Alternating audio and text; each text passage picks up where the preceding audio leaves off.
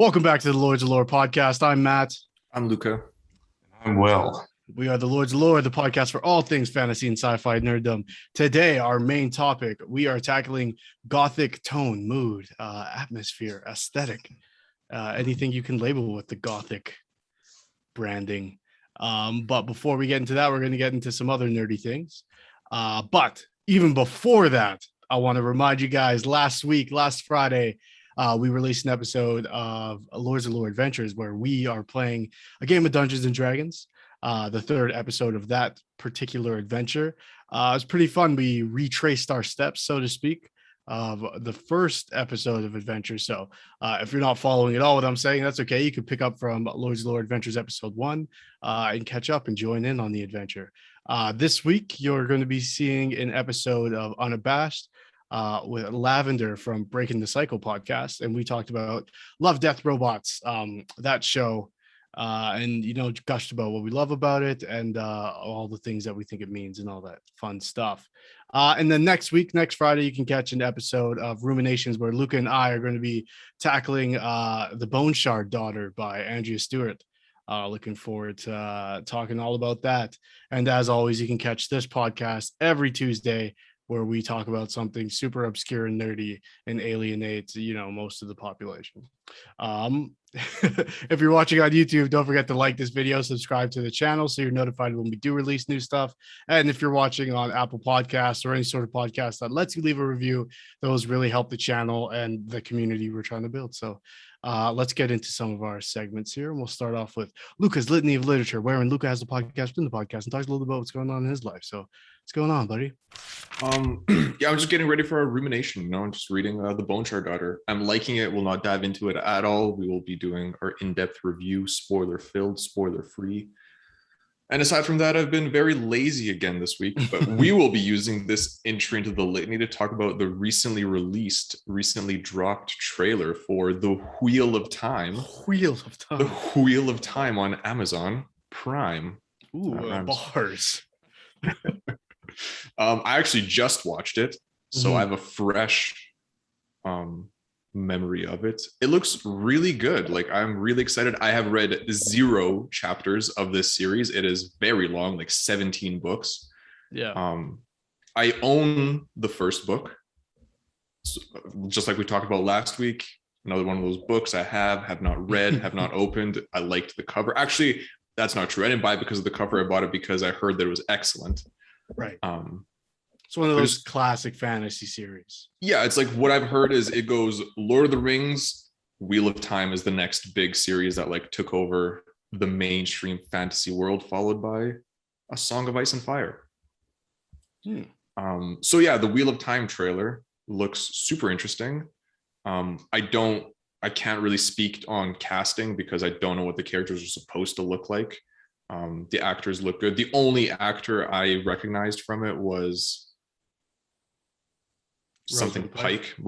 Yeah, and she is excellent. She is a very, very good actress. I don't know what's politically correct these days.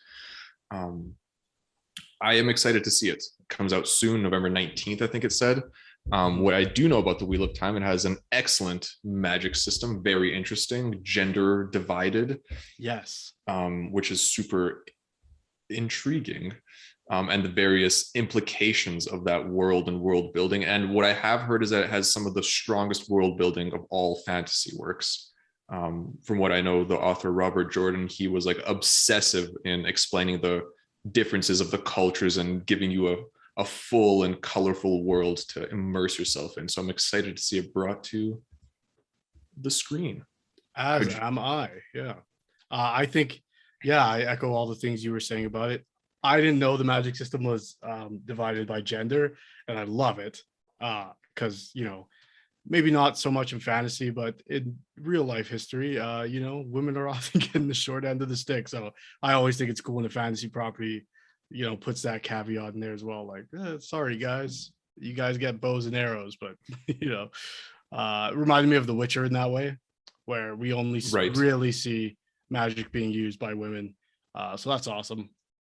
The one thing I noticed was like the costuming is very like bright, where I think is like cool because we often don't see that in fantasy adaptations, silver screen or well, what do they call TV? Is TV the silver screen? Small screen? I Small actually screen? don't know. Sure. I'm not TV sure. and film.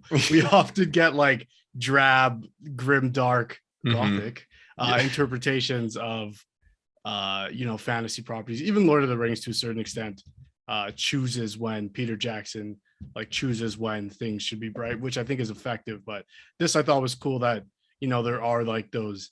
It feels more like a MMORPG or like a D&D game or like a video game of some sort where everything's sort of bright and like identifiable. Like an anime, every main character's got their outfit and then everyone else is like in a uniform type of thing. So yeah, I think that's cool.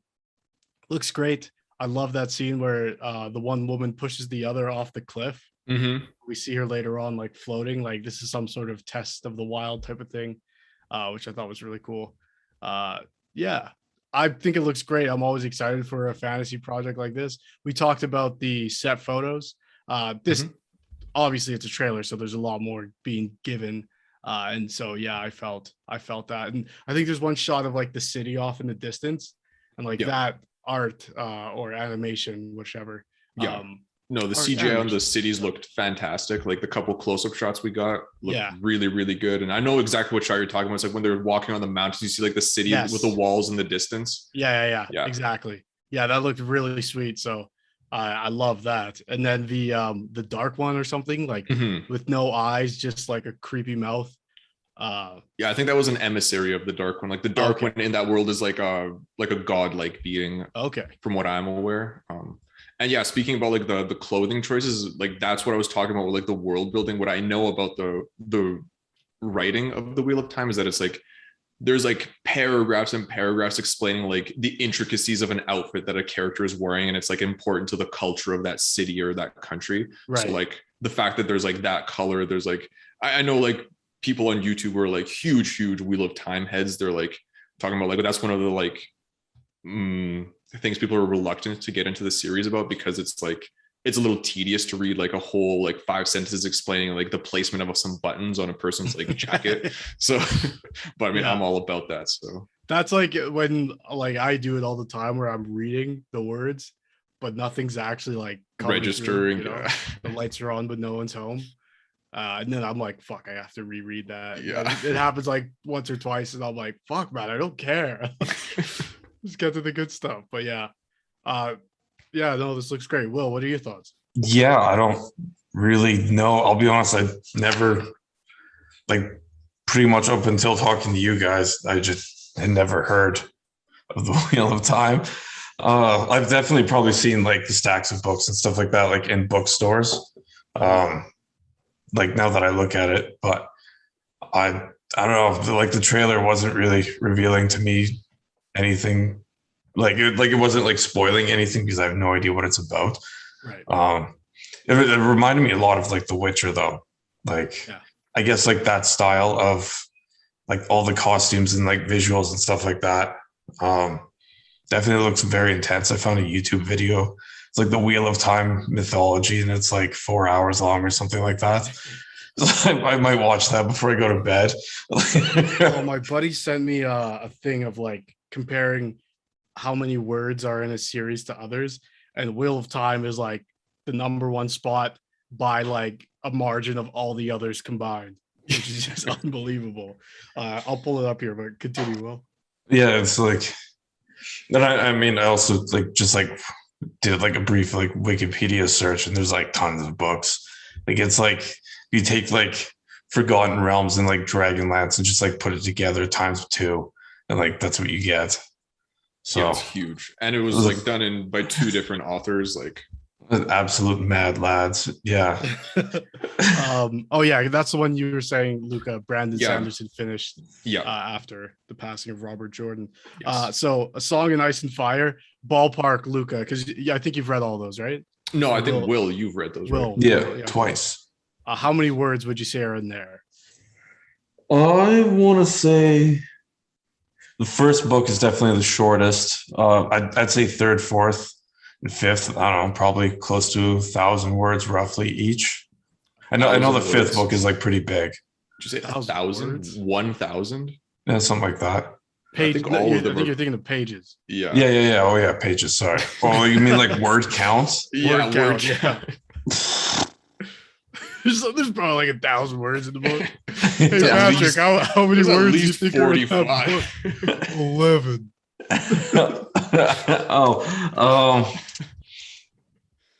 I don't know. Probably there's probably what, like 50 words or so to a page, depending on the size of the format size of the book, something like that. I don't know. This is riveting. I know like Anyways. roughly 40 to 50 pages is about 10,000 words Okay. because like I've typed that before, and like I don't know how authors do that because it's fucking insane. But Okay, well, yeah, I thought you might have like an answer off the top of your head. I definitely wouldn't. I don't know why I asked. Anyways, I'm trying. so all of A Song of Ice and Fire thus far has 1.7 million words. Following that, the next highest is Harry Potter with 1 million. In fourth place is the Holy Bible with 700,000. War and Peace 500,000. Lord of the Rings around 500,000. War and Peace is more like 6. The Silmarillion has 130,000, and The Hobbit 95. The Wheel of Time has 4.9 million. So it has everything else in the bag. There is a series that might overshoot it depending on how many books Brandon Sanderson writes in the Stormlight Archive. Because those are just massive Right. books, and he's only done 4 of them, and he's planning 10. I don't know if this will probably get a bad reflection, so I'll post the actual image over the video. But yeah, it's beat everything by a long shot, which I think is cool and great because I think of like Lord of the Rings and just the cultural longevity of even just the first 3 movies. Like even if The Hobbit had never come out, in that, There's a Hobbit movie where the Oilers are also the 2006 Stanley Cup champions. That alternate future I like to think about sometimes, or at least they were better. I don't know. Even if it didn't come out, Lord of the Rings is still such a touchstone of like what a good fantasy adaptation is. And comparing the word count, I guess, if that's anything to judge by, this has so much room to be like this long cultural thing, the way Game of Thrones was. But obviously now we can look back at Game of Thrones and see where the ball was dropped. And, maybe it was a little bit foolish starting with the series that wasn't fully completed, because as things caught up, it was like, oh, that's not going to happen before we have to end this. To be fair, they also assumed that the last 2 books would be written in the multiple years that it took to get to that point. Yeah. Ooh.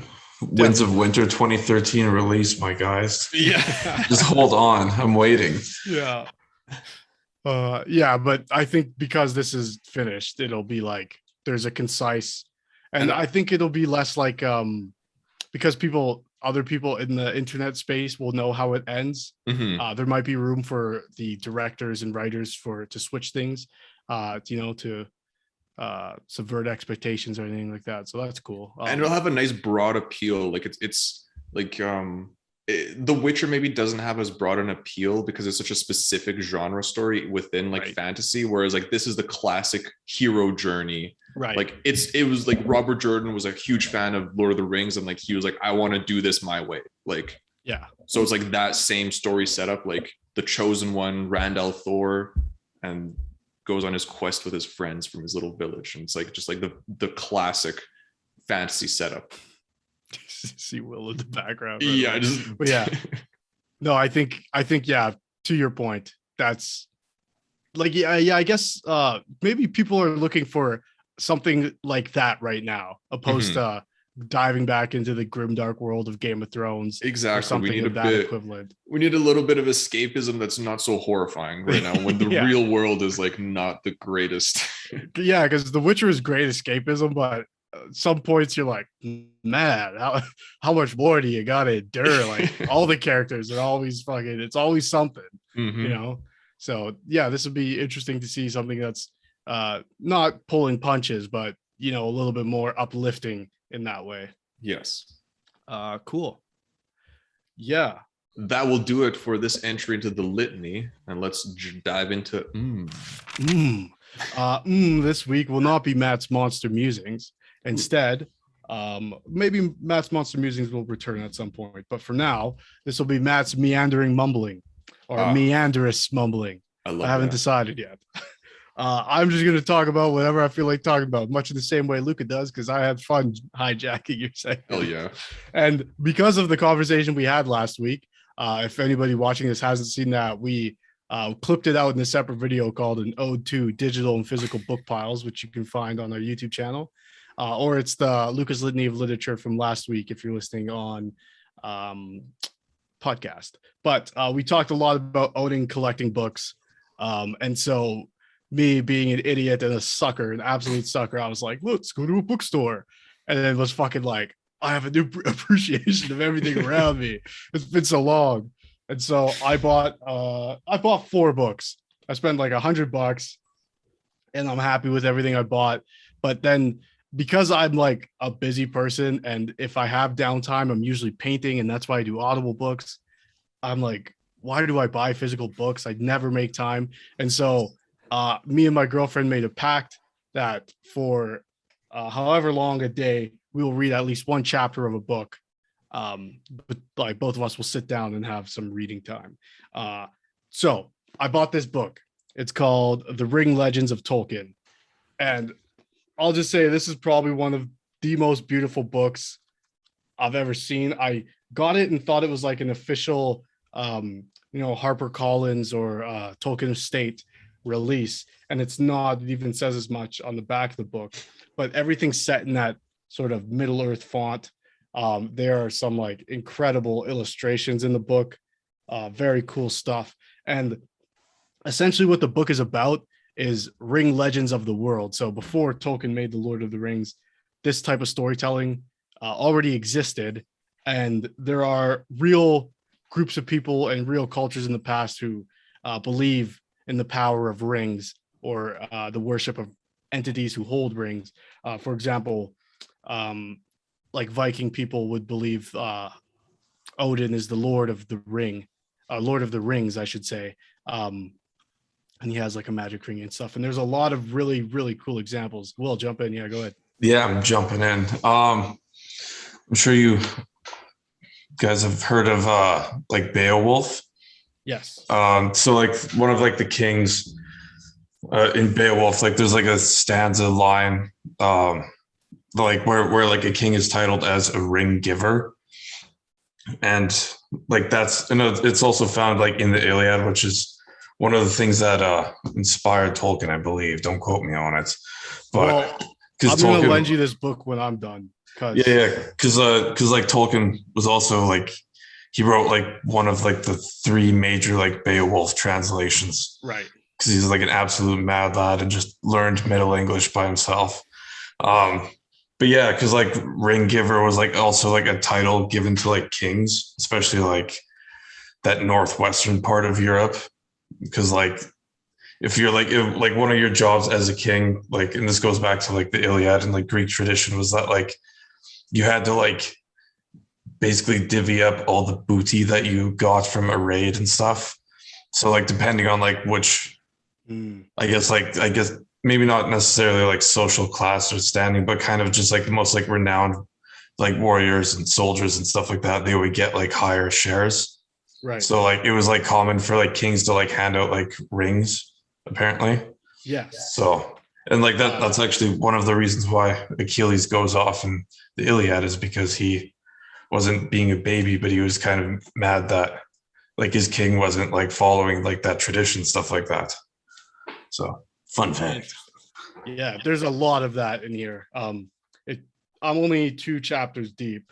But so far there's been a lot of references to like Norse mythology and how some of that and this book does like even as far as I've read, goes to great lengths at defending Tolkien and being like, I am not saying this is imitation or a blatant ripoff.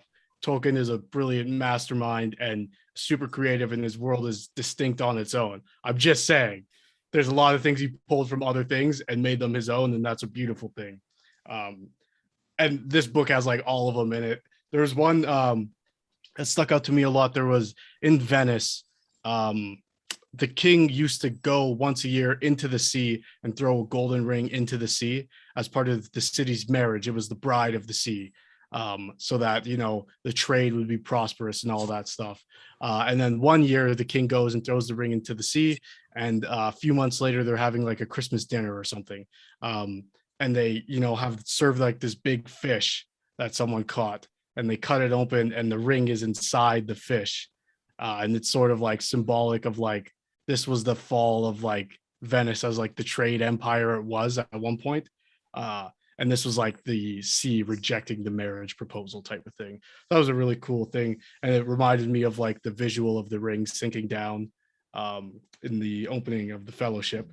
And there's a really cool, like it talks about dactylomancy and dactylomancers, which are people who use rings to divine things. There was like a Roman king who used the dactylomancer to, or like a ring hanging on a string essentially, and put out the alphabet in a circle, and it spelt out Theod, who was like his nephew. And he was like, okay, well, I have to kill him because the question to the ring was, who will succeed me? And the only way for that Theod to actually succeed him was like treachery. So he had him killed. And then in a weird turn of prophetic events, the emperor died, and the person who was next in line to succeed him, because everyone else got wiped out too in some like the fall of Rome, was like this war general named Theodosius or something. So it ended up being true. So yeah, there's a lot of weight put on this. Tolkien is even said to borrow that dactylomantic practice. I don't know if I'm getting the words correctly there, but for Galadriel's like scrying pool thing, very similar look to some of that type of practice. But yeah, a lot of the beginning of this book has been about Norse mythology, and it's really cool. I sent you guys a picture I took of it earlier today. I was like, possible God of War spoilers. I won't get into that because I'm pretty sure people are sick. But I also bought this book, which is also Norse mythology. And I bought this book because I was thinking of you guys, you two gentlemen. And you talked about sometimes you just buy a book because the cover looks cool, which I also do. But I was specifically thinking about you guys when I saw this. And it's called The Witch's Heart by Genevieve Gornichek. And I don't know, it's talked about Norse mythology on the back. And the cover was cool, and that was enough. And Barb at Chapters recommends it.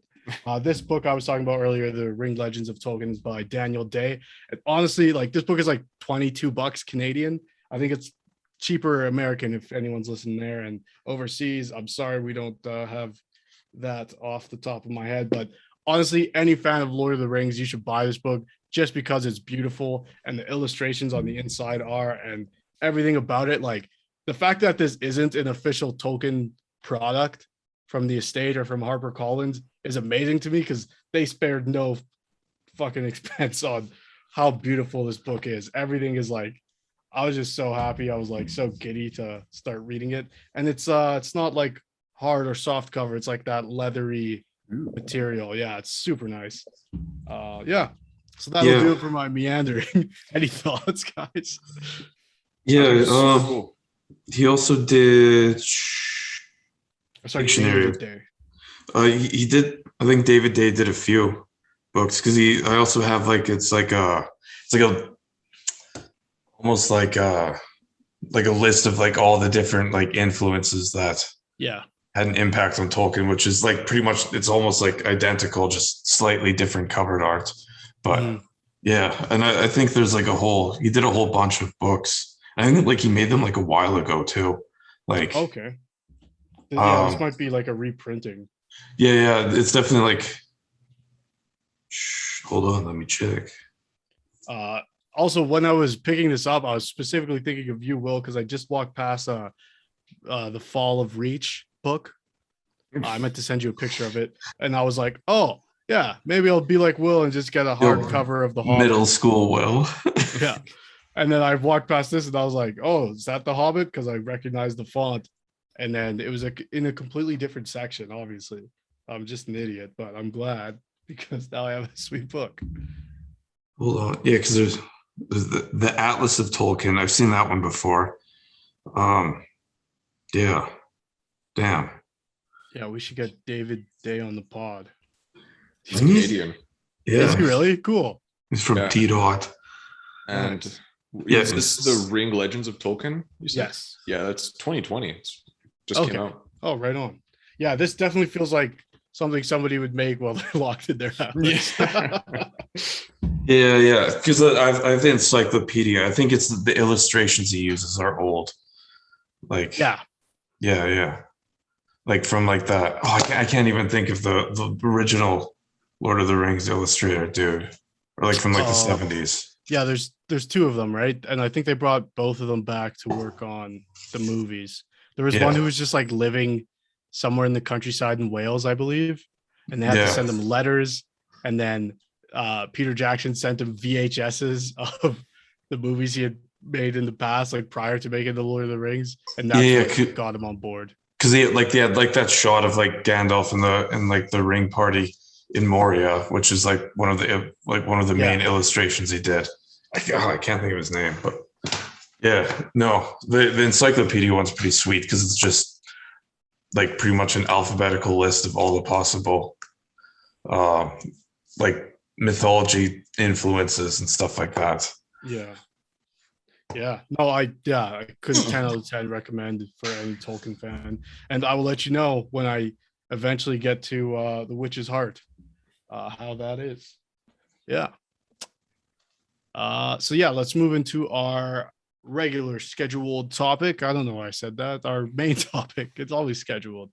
But we'll start that off with Will's Wondrous Wisdom. So, and this was your topic suggestion, Will. So why don't you lead us into it with some wondrous wisdom on the origins of Gothic storytelling? Yes. Gothic. Very famous architecture style. Definitely aligned with fantasy, especially horror. Although, fun fact, it's not actually designed to be spooky.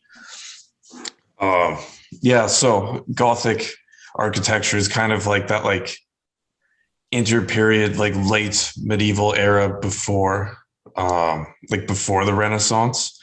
So like around like the Crusader era, we had what was called like the Romanesque architecture era, like in European architecture, where it's like, just think of like any like Crusader castle / medieval castle. And that's probably what you're thinking is Romanesque, where it's just like super boring, giant like stone blocks. Because like the idea was to look similar to in style, like it was like a style revival of like the old like Roman forts and castles and stuff like that, where they used like types of concrete where it's all just like just boring and just massive.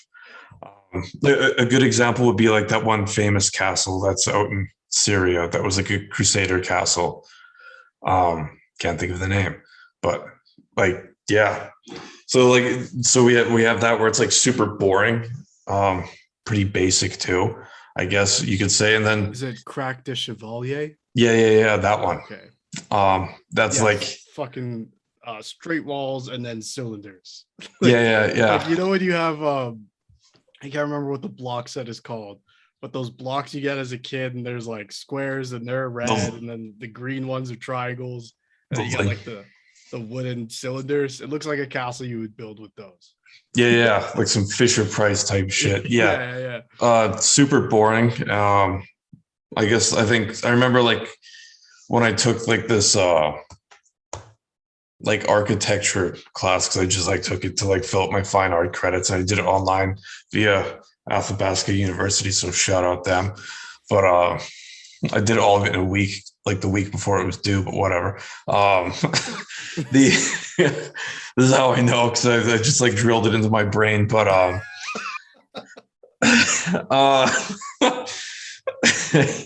yeah, and like one of the ideas with this Romanesque period was also to be like super boring and like humble, because like it had like heavy like religious ties and stuff, so like super conservative looking.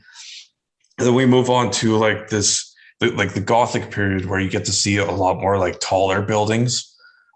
Spires are definitely associated. Just like look in the background, it's all pointy and shit.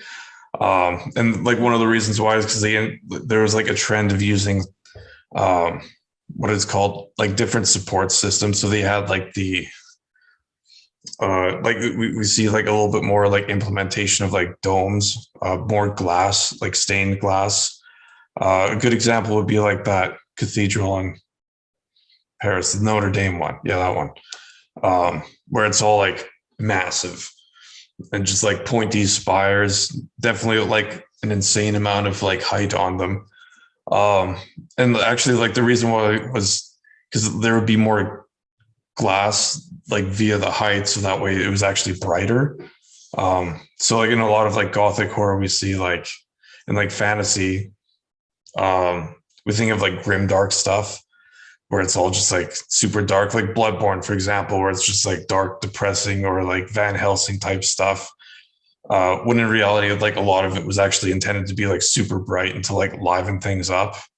One cool thing was that a lot of the, because like most people couldn't read back then, so so like they would often, like a lot of these buildings would often have like there would be like illustrations for like various like if you're like looking at like old churches, it'd be like famous like scripture scenes and stuff like that from like the Christian Bible would be up on there, and like it would be like kind of like a giant, expensive, fancy coloring book for most people. Yes, and then like what is follows after that would be like the Baroque period, where you see like that, like think of like Enlightenment era of France, and you have like more like complicated stuff like that. But like for about like there's about like 300 to 400 years where like this was kind of like the popular style. Again, like incredibly expensive at the time. Like to like construct these buildings were huge, and they were kind of like the skyscrapers back in the day. Almost all of it was to deal with churches, but there's definitely some like, I guess, wealthier nobility would have had this kind of stuff.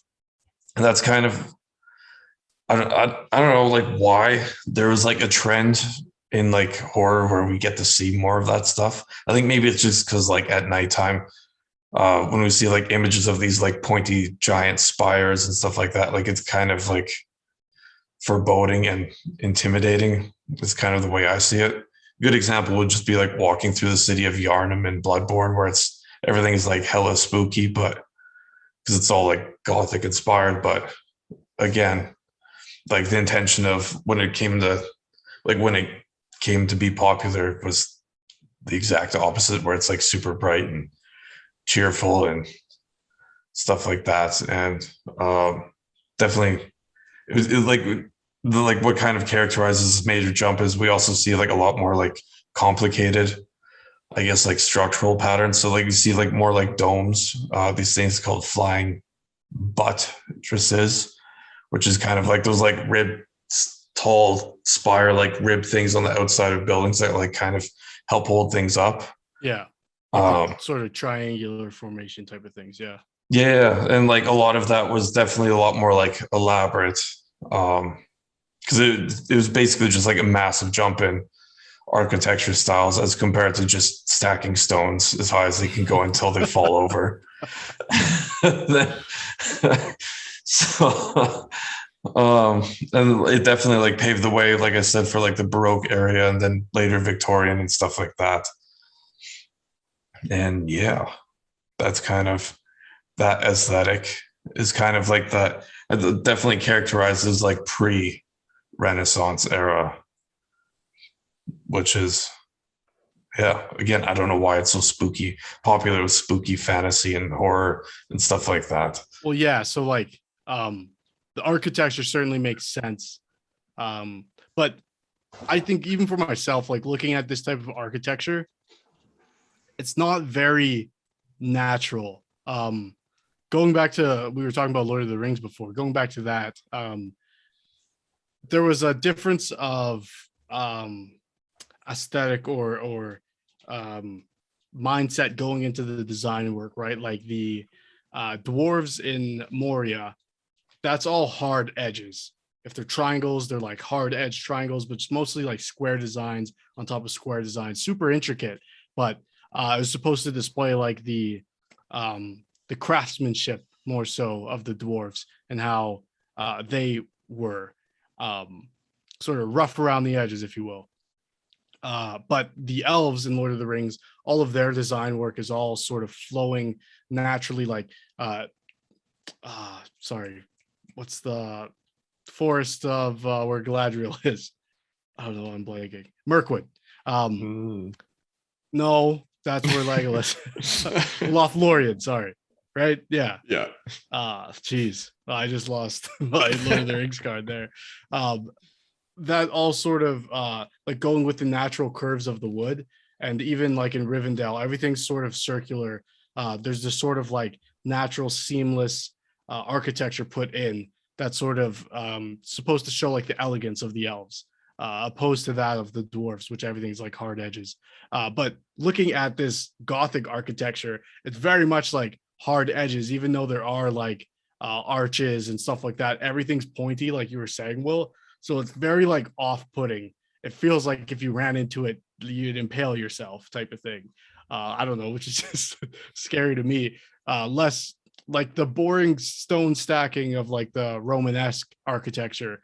I don't know, it's boring. It doesn't scare me at all, but this definitely does. And I don't know if that's a result of Gothic aesthetic being applied to spooky things, or it's spooky to me because it feels like I don't want to get close to it because it's sharp and pointy. You know what I mean? Totally. But also the type of storytelling that came out at the time, coinciding with this type of architecture, I think is why things often get set in this type of environment. Things like Frankenstein and Dracula, those sort of really classic ones coming out when the world looked this way, I think is the result, and that being taken forward into all sort of spooky stories.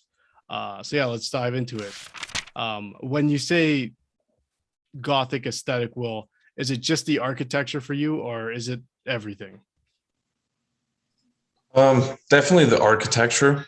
I think maybe a lot of like that aesthetic is kind of pinned to that era. I guess of like that pre-Renaissance era where it's kind of like late medieval period. So it's still like everything just still kind of like shitty, but also spooky, I guess. Because like those like that era, like from like late 1200 to like early 1500s was pretty. I don't know. Life was kind of shitty to live in. Don't get me wrong, it was still like pretty bad if you're just like a average Joe commoner. But yeah, I mean, definitely like that's what I think of. But at the same time, like when I hear Gothic, I also think of like a lot of like grim dark stuff. So like a lot of like 40K, like Warhammer inspired, especially because like even like their giant battleships, like Star Cruisers, are like in the shape of like giant cathedrals, like Notre Dame. Yeah, and definitely like any like if you play 40K, all of like the ruins and cityscapes you're in definitely have that Gothic sort of feel to them. But I Even sort of the have language is named after it. the language of the Space Marines. Yeah, so you have High Gothic, which is actually just Latin, and then Low Gothic, Types. which is just English. But I think Grimdark and Gothic can go hand in hand, but they're not the same thing to me at all.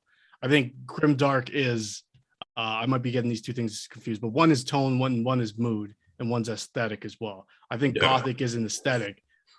To me, Grimdark is not an aesthetic. It's a type of storytelling. Yeah, definitely. And I think they're often confused. Like, if we look at like, I guess the easiest comparison would be like the Chris Nolan Batman films opposed to those of Tim Burton. Like Tim Burton's are definitely Gothic aesthetically, just with the architecture of Gotham in those. But in in Chris Nolan's, it's just Chicago. Like, and it's a grim dark because of like the realism that's trying to be portrayed through these characters, more so than it looks spooky. It looks like real life, and that's what makes it grim dark, because bad things are happening to people and that's being conveyed. But in the Tim Burton ones, it's a lot more campy and a lot more silly, even though the overall like tone, I guess, is gothic and spooky. Thoughts, Luca? Yeah, Gothic is definitely more of an aesthetic to me too. Like I always associate with churches and just like dark lighting. I don't like spooky things. I get scared very easily in movies and stuff, so I'm not a spooky things enjoyer. I also have not played Dark Souls, which is like the first thing I immediately think of when I think of Gothic fantasy. It's like Dark Souls, Bloodborne. Those games are difficult and I don't enjoy challenges. I like easy games. I'm with you, man. So I haven't actually, like, the one Berserk, which is my background, is like has a very, it's very, very grimdark for sure, and it has like sort of I guess a gothic overtone. Like I'm having a trouble remembering a lot of the panels, but there's a lot of like the architecture that's very like gothic. As I'm like looking at these like gothic cathedrals, like there's like a lot of that inspired artwork in it, and that is like the one piece of media that I've read all of Berserk. So that is like my main association with like the gothic fantasy aesthetic. But yeah, definitely like yeah, you're right, grimdark and gothic are not the same. You can have one without the other. Right. They're often linked. Like oftentimes you'll get like gothic aesthetics with a very grimdark story. I'm trying to think of an example, but I cannot. Gothic again is not my favorite like aesthetic. Sweeney Todd is probably, yeah, which I have not seen. Me neither, but I feel like it's a reference people will understand. Yeah, like usually if I don't know anything about a piece of work and the only thing I know about is that it has a gothic aesthetic, it doesn't do anything for me. I usually won't check it out just based on that alone. So yeah, I don't hate it though. I don't hate it. I actually agree with the latter part of that, in that I am not immediately drawn to gothic aesthetics at all, whether it's fantasy, sci-fi, or anything in between. It's just not something I usually go for.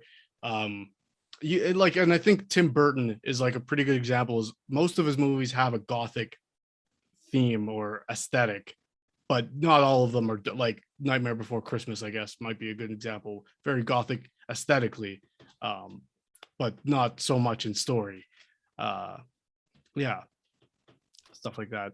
I just think it'd be difficult to like do a gothic aesthetic with like a very, I don't know, like vanilla story, like do like the classic hero's journey in like a super gothic environment. Because like to get that gothic aesthetic through, especially in a book or like a story that you read that's like has no visual or like auditory or anything addition to it, like what you'd have in like a show or a movie, I think it'd be very difficult to get that aesthetic across while still maintaining like a cheerful or like even whimsical like story itself. That's a really good point. I didn't think of it that way, in that any story you take, like any book you take, could probably have a gothic aesthetic applied over top of it if you're doing like a movie adaptation. But you can't take any story and make it grimdark and it won't be the same thing. Exactly. It completely changes the story. Yeah. I feel like so much of people who enjoy fantasy and sci-fi have gotten like this distaste for grimdark storytelling because it's so overdone currently, which I think is a disservice. But what's worse is that Gothic gets pulled into that. And I don't think it should be, because like we were saying, it is different. And even for me, like when I see something in the Gothic setting, I think of 40K. I think sometimes of Batman and things like Bloodborne, which is also grimdark as well as Gothic. So it's like those things I'm like immediately like, no, maybe I'll just watch something a little bit lighter or play Zelda opposed to Bloodborne, because it's like, I don't want to fucking be just depressed all the time. Yeah. Do you guys have favorite Gothic aesthetic stories or works? Luca, you said Berserk, but Will, do you have any others besides things like Bloodborne? I mean, definitely a lot of, I guess, classic horrors, like definitely like Van Helsing.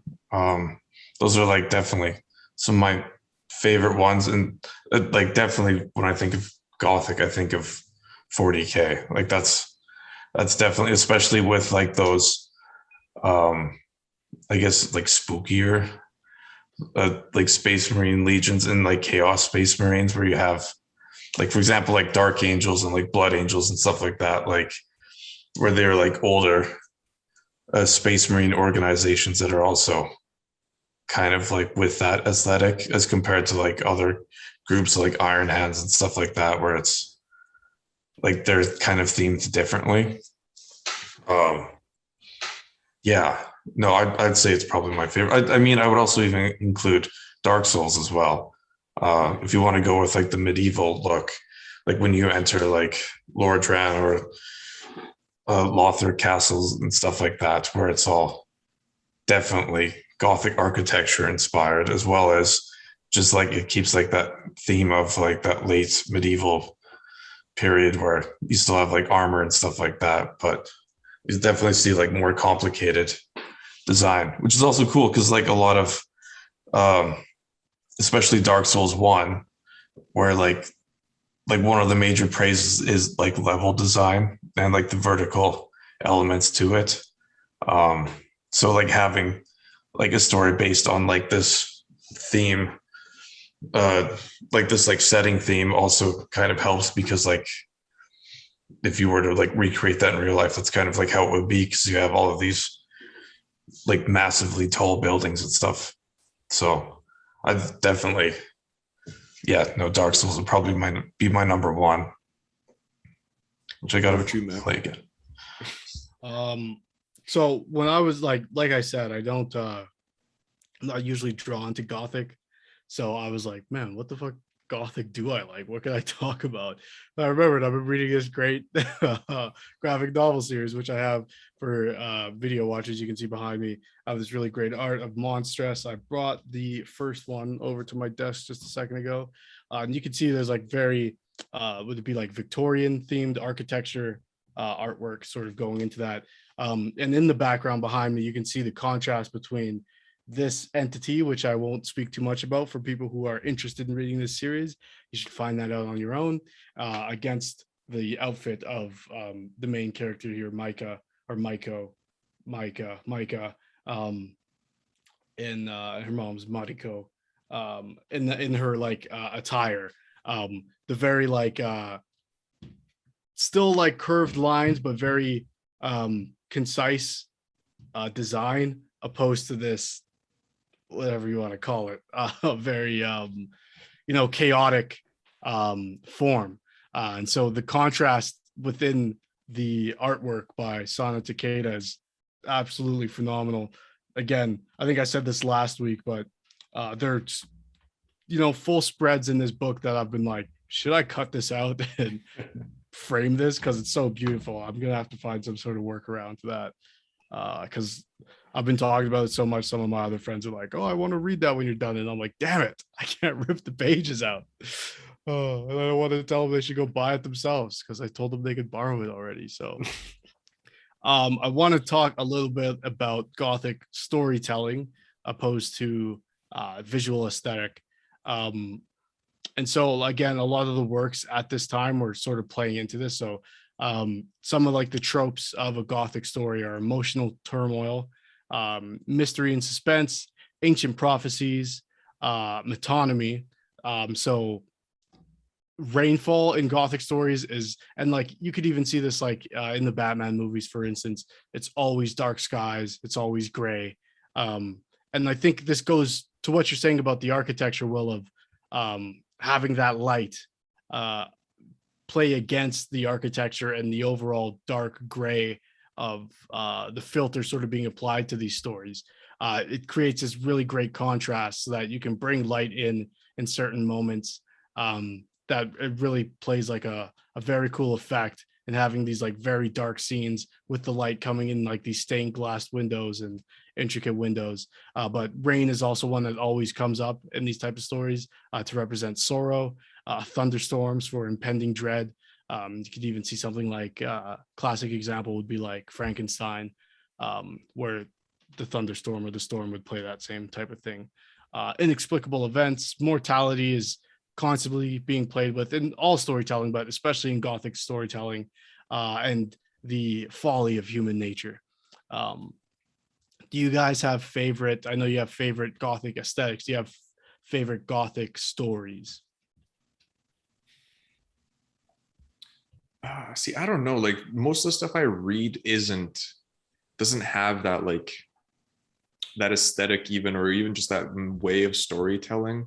I think there's moments of the Malazan series that have been Gothic in aesthetic, but again, like it's so hard to get that through. Like it's more grim dark than it is Gothic, it's more dark fantasy than a pure, because Gothic is like, well, like it's an architecture style first, so it's like it's based on the look of a place, so it's very visual, which is why it's like difficult to get through, I think, in books without the entire story being influenced by it.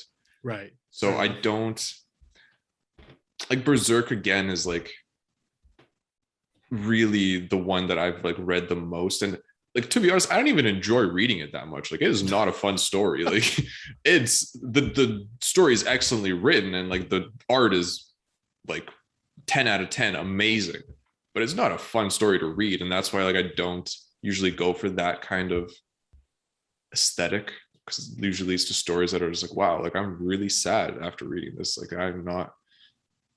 this is not a good mood to be in. Yeah. Like a lot of terrible things happen in Berserk. Actually, I can't think of any good things that happen in like. And well, so I guess one example of one that I read is recently would be in the Inheritance Cycle. There's a city called Dros Leona, and one of the things that like sets it apart from others is that it's like heavily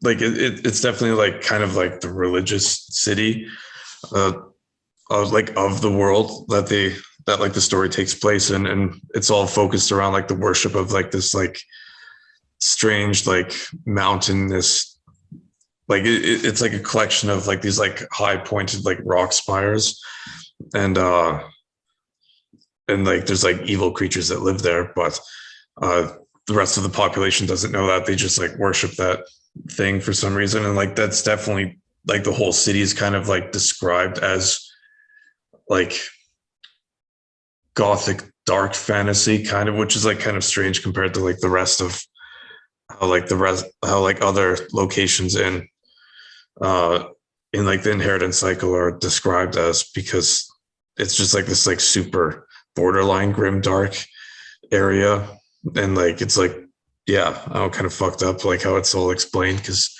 like for example, like to be like people will make like flesh sacrifices of themselves and stuff like that, and like yeah, it's all spooky and like Frankenstein inspired. Yeah. Yeah, again, like Frankenstein being a big one of that period, as well as Dracula. Even like Jekyll and Hyde always takes that sort of aesthetic as well, and storytelling method. The one last thing I wanted to bring up with Gothic, especially like when we talk about 40K and having the ruins of all these cathedral looking buildings, and even in the storytellings like Dracula and stuff like that, there is always this sort of decay of like cathedrals or citadels and stuff like that. That sort of symbolism of being like the tearing down of like Christianity or norms that follow that religious belief. Do you guys have any thoughts on that as being a representation of telling stories that aren't strictly like allegorical or a biblical allegory? You're gonna have to repeat your question. I didn't understand what you want to know. I mean, like, you know, like we always see like in these stories, like these buildings, whether they're being portrayed as like dark places, these cathedral looking buildings, or they're straight up just ruins. How do you feel that works as coinciding with Gothic storytelling as well, with the aesthetic being symbolism for like a departure from typical biblical allegories? I'd say I definitely like it because like I think that's where where that connection to horror and just horror fantasy and stuff like that, and like for example like Lovecraft and all that comes from, is because like all these places like during the day, like again for like the average citizen commoner or whatever, like these would have been like bright, beautiful, safe places to them, but then to like have like it allegorical with like super dark things and just like nighttime is, I think that's where like it adds to the terrors, because like as you said earlier, these are like unnatural buildings and theme and like I guess architectural themes and stuff like that. But so like to see it kind of like portrayed in a negative light would be definitely spookier, especially for like when stories like Frankenstein and Dracula would have came out, is because like it's just kind of like you're looking at things that shouldn't be like dark and evil, but all of a sudden they are definitely portrayed as such. Mm-hmm. I mean, I think you're right. It's interesting, like taking what the architectural style was meant to be and then like sort of inverting that. Because I'm sure like when you see Gothic architecture on a bright sunny day, it looks beautiful. Like it doesn't look intimidating at all. If you see it in the middle of the night in low dusk light, it looks terrifying. And like you see like the gargoyles that are on these like cathedrals often, like it's really scary and spooky. Yeah. So like it lends itself really well to that like subversion of your expectation, or maybe of people back then's expectation of like this is a cathedral, a holy place. It's beautiful. It's got the mosaics and the, what are those things called where the light comes through, the, you know. It's the stained glass, right? Are those called mosaics? No, mosaics are the, anyway, like they could be both. You could have a stained glass mosaic, I'm pretty sure. That'd be like essentially like just a religious, holy, beautiful place inverted into like a dark, sinister, like home to Dracula. Like and then also if you're talking about something where you see like the decay of that, like in 40K, and works like that, where it's all you see is that architecture style in ruins, it like adds even more subversion into that, because it's like you don't even know what that was originally meant to be. Now it's like you see like the ruins of a dead civilization. It's like it built in this dark style, so it's like this is a dark civilization that ended. Now everything's even more dark, and like it lends itself really well to that. I don't think anybody really even thinks about the original intention of that like style of building. Yeah, and like definitely like for example like Berserk, you have, like with the Conviction art, you have like the Tower of Joy, and like it's not a Tower of Joy, it's a pretty shitty place. There's like borderline genocide happening on the front step, and not like, even borderline, like like you have like a character that like grew up and lived its entire life span underneath a pile of dead bodies, like outside the doors of the Tower of Joy. I'm not reading Berserk anytime soon. Going back to something you said, Luca, about 40K, just that grimdark aspect of like these Gothic buildings being destroyed. If you look at them as like religious places, or at least religiously themed, or inspired by, it's almost like the ruins of them is like the gods didn't hear your prayers type of thing. Like that's super dark. Being a game that's just about war, the never-ending war of these different races, that's fucked. It's just godforsaken. Will, do you have anything you want to add to this topic? No, not really. Right on. It was kind of straightforward. Well, cool. So that'll do it for us here. Remember, you can check last week's episode of Lords of Lore Adventures, where we had the third adventure we did. You can check this week for an episode of Unabashed on Love, Death, and Robots. And next week, you can check Friday for an episode of Ruminations with Luke and I doing a book review of The Bone Shard Daughter. And as always, you can find the show every Tuesday. Make sure you are liking this video and subscribing to the channel so you're notified when our videos come out, and hit that bell button if you want to know right away. If you're on Apple Podcast or any such podcast network, Spotify or whatever, give us a thumbs up, leave a 5-star review, all that fun stuff. Thanks a lot for watching. As always, I'm Matt. I'm Luca. And I'm Will. Yeah, we love.